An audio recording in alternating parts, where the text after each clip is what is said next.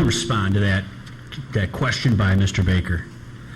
Dave, I think the number does fall between 0 and 1.5 million. There are certain things in this budget that we could look at and we could expedite or we could accelerate, but after talking with many different people, I think that there's some things that we have to hold ourselves to as far as some things, as far as good faith. And one of those were much comment and much discussion last September through last November about the retiree-dependent health insurance. And so that's an area right now that we've talked about and we've bantered it about, and we've set up a phase-out program for that. So I would like to take that off the table as far as something that I'm thinking about. But the overtime that you suggest, Mr. Baker, is an interesting area. The number's variable. It's arbitrary.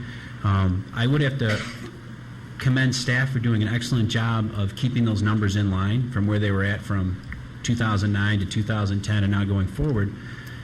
And so those are some of those things. I guess the number that I maybe would throw out there is if we could reduce all of those overtime numbers by half, that would free up $750,000 within the budget. When you ask me, you say, well, we need to find another $480,000, there'd be an area right there. The past is our only reliable guide here.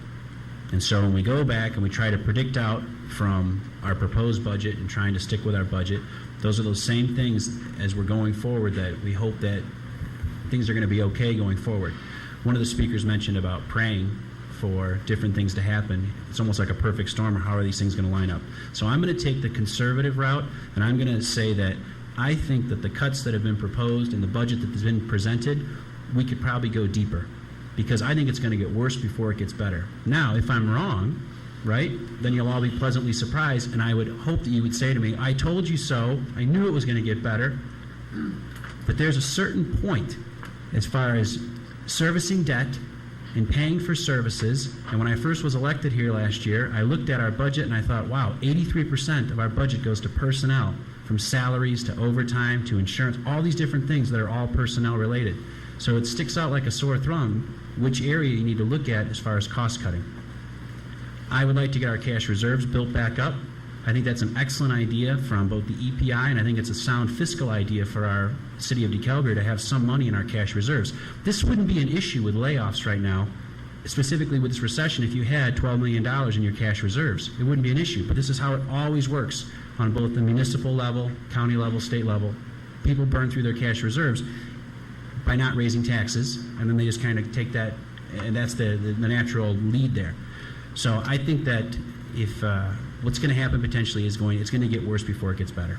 So I would say that we probably need to maybe sharpen our pencils a little bit more, try to find some additional cuts within the budget, because trying to balance a budget with only a $50,000 margin of error is extremely tight, in my opinion. First of all, if history is our only reliable source, I would imagine that both our chief of police and chief of fire, looking back on that history, have done the best they could under the circumstances to present us with what they assume, based on historical records, is an accurate a notion as possible of their overtime needs. If the city manager is correct, both those departments have decreased their overtime usage by 10% in each of the past 2 years. So they seem to be doing, if history is our only reliable source, a credible job of reining in overtime. And that kind of overtime is really the kind of things the citizens want. You want the police out there. I know Kay wants the fire out there. My lovely wife woke me up early this morning. We went out walking at 6:30. Between 6:30 a.m. and 10:30 a.m. this morning, there were 2 fire trucks and 2 fire ambulances that showed up in my neighborhood. By neighborhood means I saw and heard them both. Now, it wasn't a fire emergency. It must have been a medical emergency. But again, so like in that little confined space I think of as my neighborhood, 2 of our fellow citizens called upon our firemen to show up. That's what people expect fire and police to do. And and projecting into the future, if, again, history is our only reliable guide, when it snows in this town, our fellow citizens want it cleaned up as expeditiously as possible.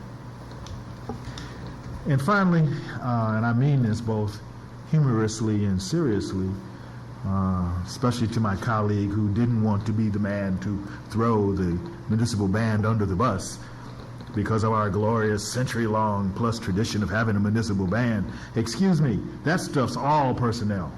That's all fluff and extra.